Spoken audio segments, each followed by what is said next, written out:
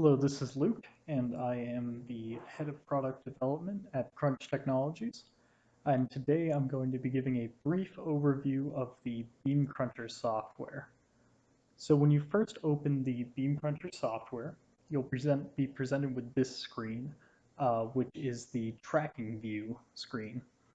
So here you'll see all of your cameras listed. Each one of them has their own tracking view. And in this tracking view, you will find the way to edit all of the settings for your camera, as well as all of the quantitative, as in the data that is in these two boxes here, and all of the qualitative data that is collected from your camera. So first, let's take a look at the qualitative data set that we get with each processed photo from our camera. So if we look here, we can see that the first thing we have in our qualitative data list is the raw image, and that's exactly what it sounds like. It's just the raw image from the camera sensor. So here we can see our beam. It's not perfectly round, so we're going to have some data to work with to determine exactly what's going on with this beam. And the first thing you'll notice is that as I move my mouse pointer across the image, the location that the mouse pointer is pointed at is listed right here, as well as the BGR value, so the blue, green, and red value for that pixel. And you'll notice that since this is a grayscale image, all of the pixel values are going to be exactly the same, or rather, all of the BGR values for each pixel are going to be exactly the same. If this were a color image, then we would obviously see some variation between what color values are associated with each pixel. So moving on, the next view we can look at is the heat map. And the heat map is just a false color image so that we can focus on where the highest and lowest intensities are in our beam image. The contour is essentially where the BeamCruncher software thinks there is a beam. So in this case, we can see that the contour goes around where we see our beam, so this looks good to me. And then we can also look at the beam's ellipticalness with the ellipse overlay. Additionally, this creates a little crosshair within the ellipse, which estimates visually where the center of the beam is located. And then lastly, we can take a look at the horizontal and vertical Gaussian fits. And what these do is they essentially assume that your beam is Gaussian or close to Gaussian, and then fits the beam with the best fit Gaussian parameters. So let's take a look at that. For the horizontal fit, we notice that in our data, it looks like there's two peaks here. In the fit, has assumed one single Gaussian, so it's kind of just smoothed over these two peaks here. And if we take a look at the image again, that's what we see. We see that we have two distinct peaks here, the one on the left being much bigger than the one on the right. And that's exactly what we see here in our Gaussian fit intensity as well. For a vertical Gaussian fit, things look a little bit better, except again, it's just the best fit and our beam is clearly not perfectly Gaussian. But we could tell that just from looking at it in our other qualitative image overlays. So now that we've looked at the qualitative data a little bit, let's take a look at the quantitative data.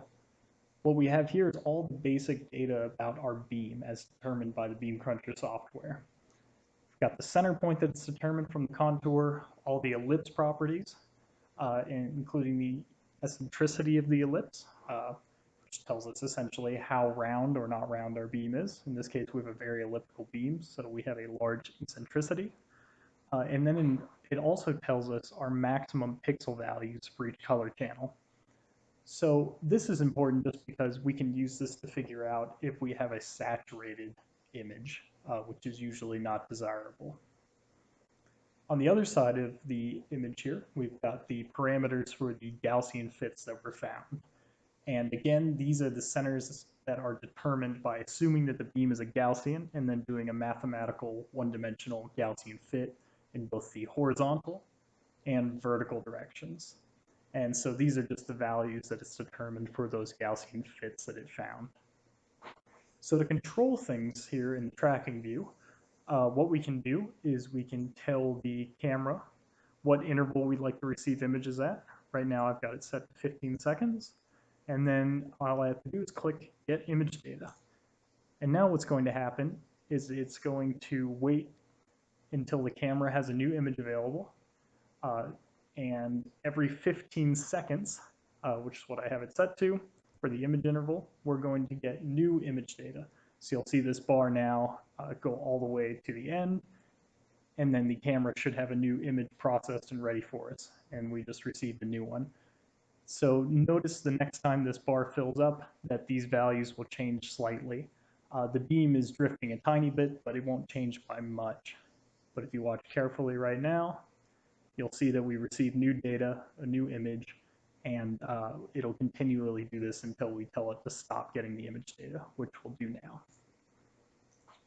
The next thing that I want to show you is how we change the settings of the camera. So if we click the camera settings button, then we are sent all of the settings from the camera that it's currently programmed at. And what we can do, for instance, is change the exposure time of the camera. So let's go ahead and take that from 250 microseconds to 500 microseconds. Now, if we get more image data, you'll see that we'll have a very much increased intensity here in the center of the beam image. And you'll notice that this max pixel values has turned red, indicating that we are now saturated. So let's go ahead and turn it back to 250 microseconds exposure time.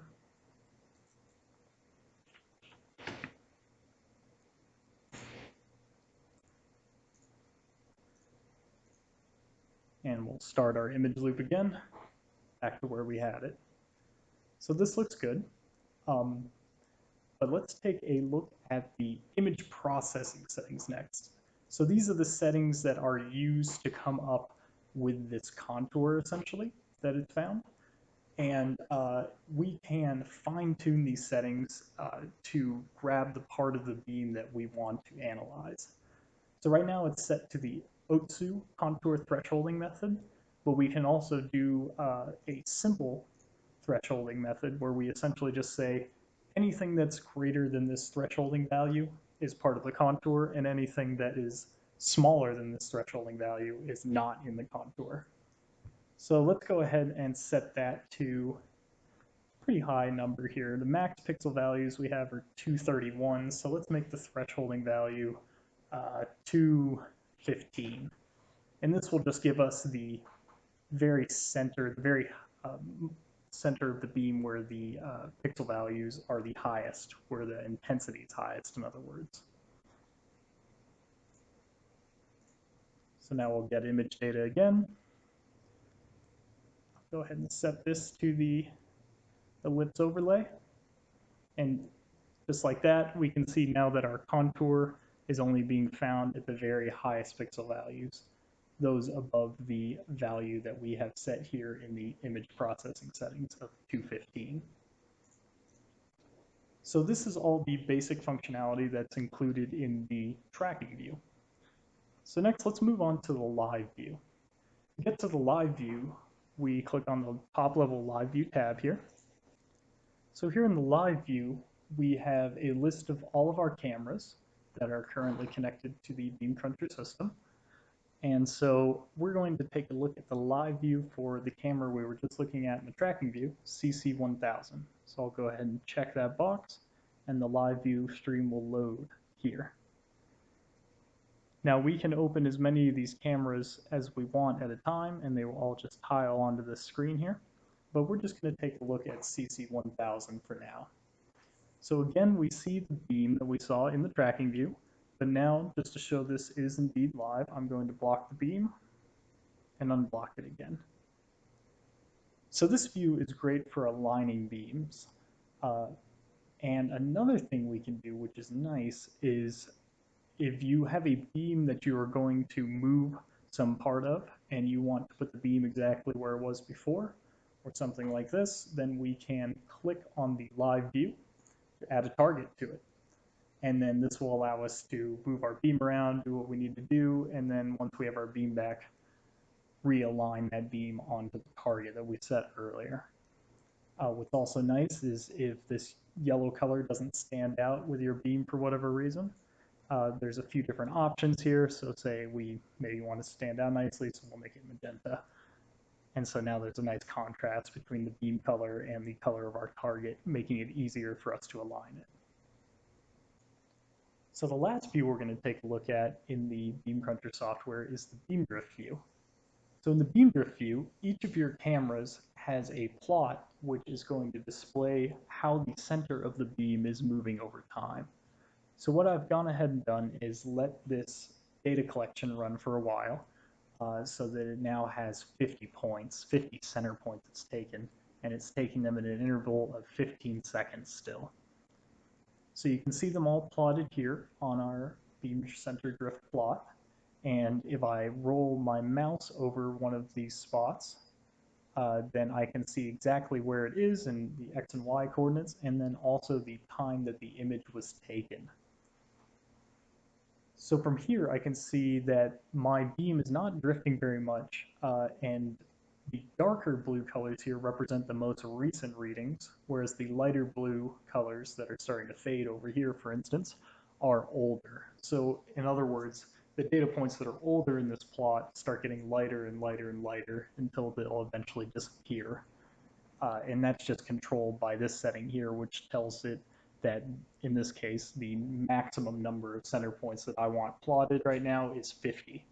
So as soon as it gets a newer point, it's going to remove the oldest point that it has once the number of points has reached 50.